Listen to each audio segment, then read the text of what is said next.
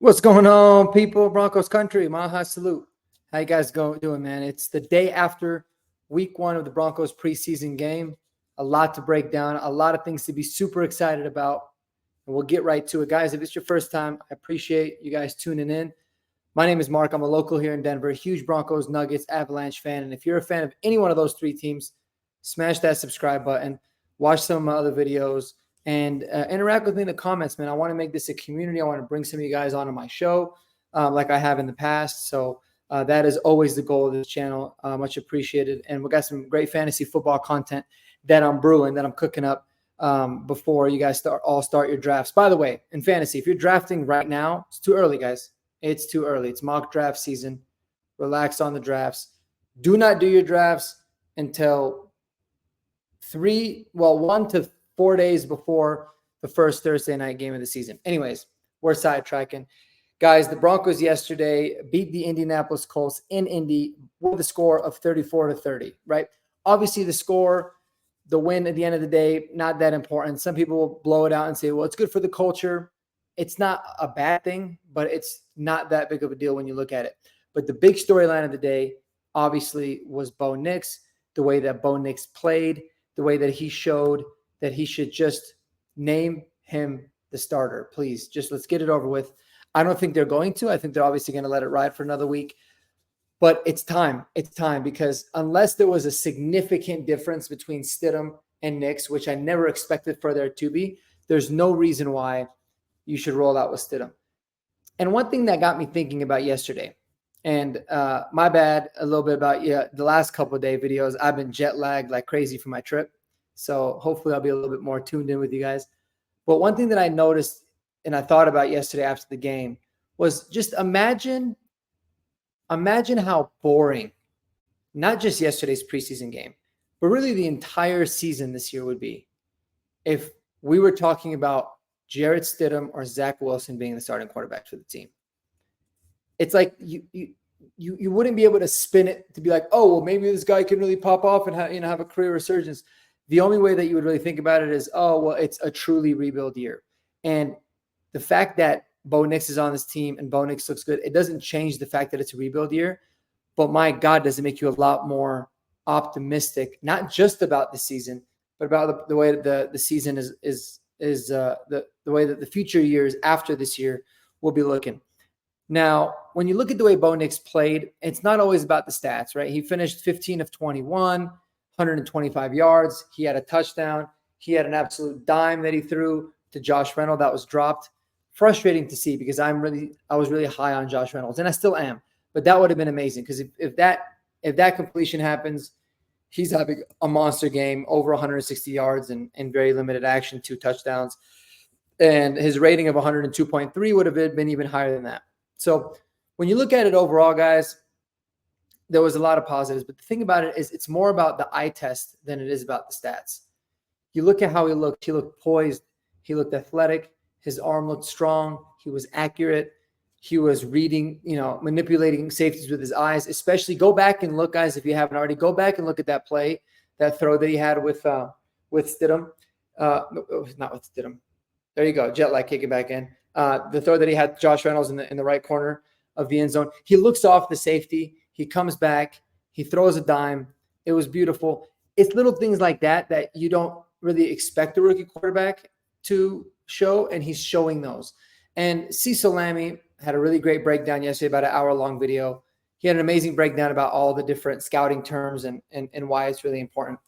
The thing that people have to remember with Bo Nix is it was never about his readiness to play in the NFL. It was more so about his ceiling. But I think a lot of those questions were answered yesterday too.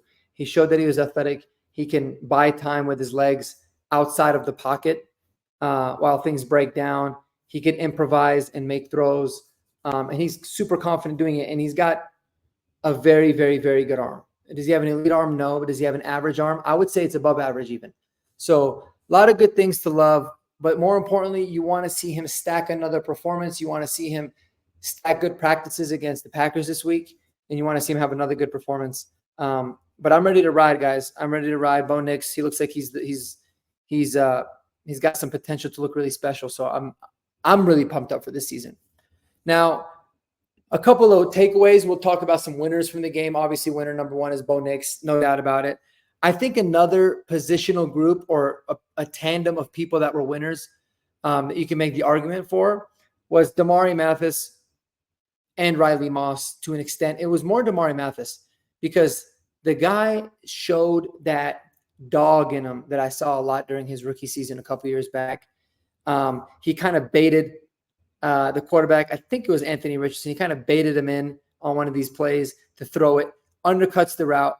Now he dropped it. And that is something I remember from him. I remember him dropping a lot of interceptions, which makes sense that he's a corner and not a receiver.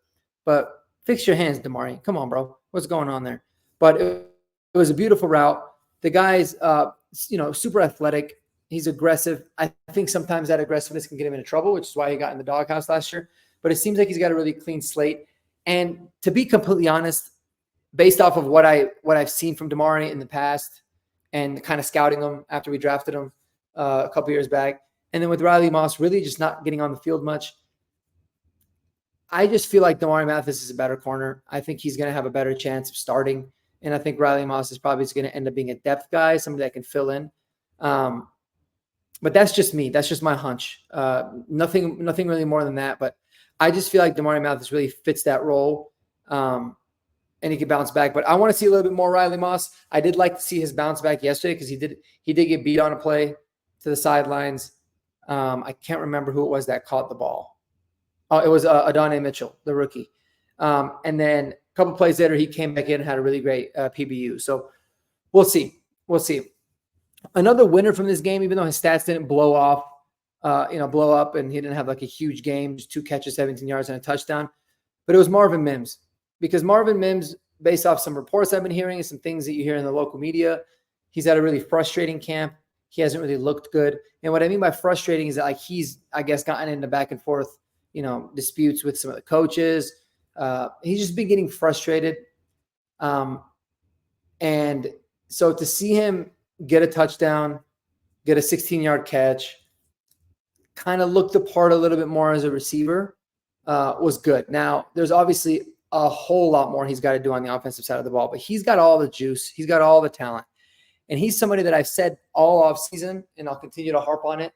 He's the X factor to this offense because he brings something to the receiving group, and not just the receivers, but the tight ends as well, that no one else has. He's got an ability to bring that juice, to be explosive, have explosive plays, just get the ball in his hands across the middle or on a wide receiver screen or out of the backfield, or really on that exact kind of play that we had yesterday on the touchdown, and let the guy do work in the open field.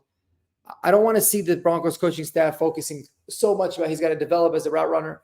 You can develop as you go, but right now he brings an element that is different and unique and could be really special.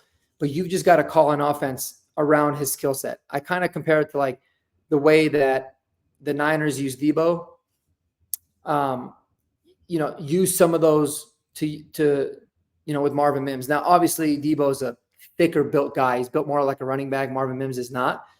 So, not necessarily rushing out of the backfield so much, but utilizing him in that kind of sense as kind of that joker, I think is something that we need to look for. So hopefully that was a good game for his confidence. He looks like he was really pumped up after the game, and maybe it's the hurdle that he needed to take to really, stack up some good practices this week. Because like I'll tell you guys, the joint practices are huge. They might even be more important than games. But then be able to translate it onto game day. We already know what he could do as a return man. He's elite there. So I love that. Another guy that I was intrigued by after rewatching the game is this Hunter Kampmoyer guy. Now, I'm not going to lie. I had no idea who the hell he even was. When I saw him catch a ball, I was like, who's number 84? And then I had to look it up. I guess he got signed while I was on my trip, so it just slid under the radar for me. I have no idea who he was. Doing some more digging into him, he was brought in as somebody that is known to be actually a really good blocker, a really decent blocking tight end. They call him a blocking specialist. He was undrafted out of Oregon a couple years back. And so they brought him in to kind of fill in this role of like, being that blocking tight end, somebody that can have a very designated role. but he came out there and he made plays. He looked pretty good. He looked nimble. 3 catches, 29 yards. This is a true dark horse player, in my opinion, to make the roster.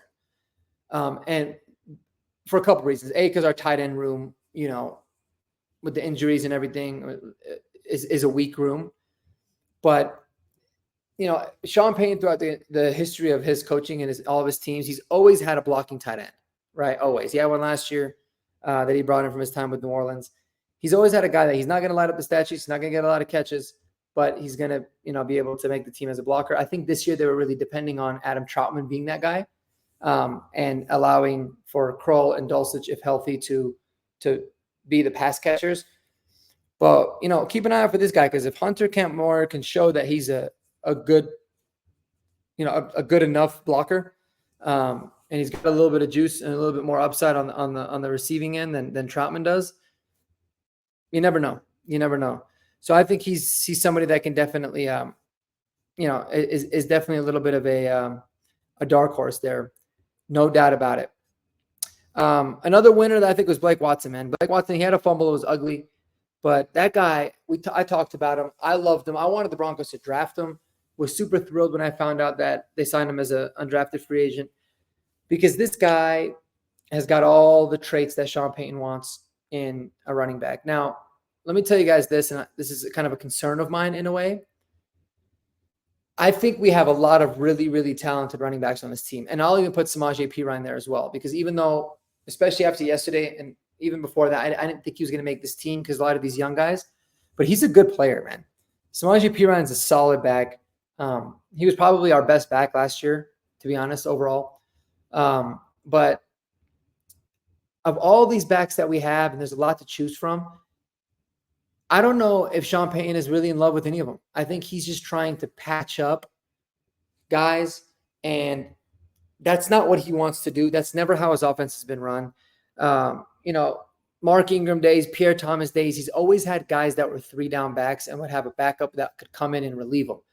But he wouldn't really always have a designated 3rd-down back for the most part. Now, there were the Darren Sproul years where they'd bring him in on a 3rd-down back because he had a lot of wiggle, and he was really special as a receiving back. But by no means did he need to, because he felt like if he didn't need to roll with somebody like a Darren Sproles, he easily could have stuck with Kamara for 3 downs. And you kind of saw a little bit of that last year, right? Because last year, every time Jaleel McLaughlin was in the game, it's like he was going to get the ball. You just knew it. We became so predictable. It was actually kind of frustrating. I was like, why? Like for the love of God, put him on the field and don't give it to him, right? Because it was so obvious. And so I really think that Sean Payton ideally would like a guy that can be on the field for all 3 downs. Now, I'm not saying Blake Watson's going to be that guy, and I'm certainly not saying he's going to be that guy this year. But of all the guys, when you look top down, he's the guy that has the potential to be a full 3-down back for this team, because he's explosive, he's fast, he's nimble, he's real quick, and he can catch the ball out of the backfield for damn sure. He's one of the best pass catching backs in all of college football. He's a former receiver, I believe. And something about those Memphis running backs, man, they always catch the ball. But he had 37 catches for 314 yards, 2 touchdowns in 2022 with the Old Dominion Monarchs. And then when he came to Memphis in his one season last year, he had 26 catches, 233 yards, and a touchdown in only 5 games before he got hurt. So the guy has 86 catches in his entire college career. So he's a big time pass catcher. And what makes him a little bit different than Jaleel, and I love Jaleel McLaughlin. The only thing I worry about with Jaleel is he's too small. It just seems like his stature, his height and weight combination, I don't think can hold up to be a full 3-down back. I mean, he did great last year. He did awesome. He really did. And he didn't get hurt, but he only had 76 carries last season. You know what I mean? Only 76. He had 31 catches, which is pretty good, but he only had 76 carries. So you would expect for him to get a lot more or he's somebody that you feel like should get a lot more, but how can his body handle it at 5'8", 180 pounds? So we'll see. Blake Watson, 5'9", 195. He's a thicker stature. You can look at him. You can see he's just a little bit bigger. He can maybe hold up a little bit more. So keep an eye out for him. It's a weird room, and I'm curious / worried to see how it ends up panning out, because I don't want the Broncos to just go with, Javonte because he's the incumbent or whatever it might be. But we're going to see a lot of changes, I believe, in that room. I think it could be a trade, or I think one of these guys can get released. And I think it'll happen sooner rather than later, for sure. For the sake of some of these guys, like Samaje getting cut now or getting traded now, so he can latch on to the team would make sense before the rest of the roster cuts. So we'll see. But the running back room as a whole, I think, was a positive, and I would say it's definitely a winner for sure, because we had a lot of guys that showed a lot of that potential. No doubt about it. The wide receiver room is very similar in my eyes to the running back room, right? You've got some, veterans, some guys that are proven that you kind of know what you got. And then you've got a lot of young, talented, explosive, fun to watch guys that you don't really know much about, but you're curious to find out. And so those are two positional groups that I'm really going to keep a close tab on to see exactly, how this all pans out, because I would rather go with the young, proven, unknown talent versus the older, more experienced, kind of solid guys that you just know what you're going to get. You definitely want to have a balance, but that's my preference. So let me know what you guys think. If you guys disagree, put it in the comments. I'm curious to know. Another big winner from yesterday was Malcolm Roach. I briefly touched on him yesterday. I thought Malcolm Roach looked awesome. I think he took advantage of his opportunity with John Franklin Myers and Zach Allen not playing. And I think he played great, even against a really, really good Indianapolis offensive line. He showed flashes. I'd love to see him build upon that. He's somebody that we would absolutely need. And he would be a depth piece, not even a starter. He was a starter yesterday. He'd be a depth piece that we were so badly missing last year. And with Zach Allen and with John Franklin Myers in the fold, man, it'll be nice to have somebody like him, maybe Ioma Uzurike really coming out and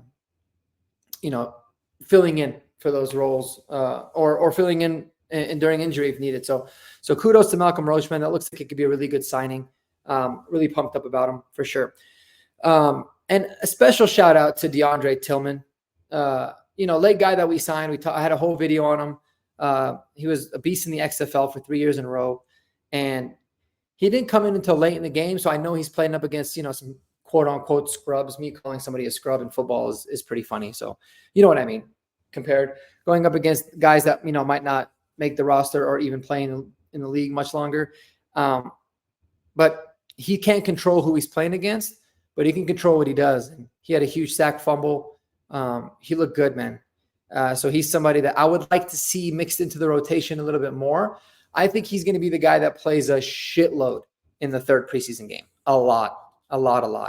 And if he can show some special teams value, some ability to play some teams, he might definitely make this team. And if he continues to be productive, you're probably not going to be able to hide the guy, through waivers. So we'll see with that. But that's really my overall recap. This video is going a little bit longer than I wanted it to, so I appreciate you guys sticking with me. But a lot of positive things, guys, overall for Broncos country. If you were a Bo Nix hater, or if you're somebody that was all against the pick, it's cool. We tried to tell you guys it is what it is. We might end up eating crow later, but you can't help but look at this and be grateful that the Broncos made the decision to draft a quarterback rather than someone else at another position and have to roll with Stidham and Nix. So we shall see. We shall see for sure. But super pumped up, guys. I'm looking forward to the joint practices this week, and we'll have some more content coming for y'all. Until then, spend time with those people that you love the most. Mile high salute to all y'all. Take it easy, and we'll see y'all later. Peace out.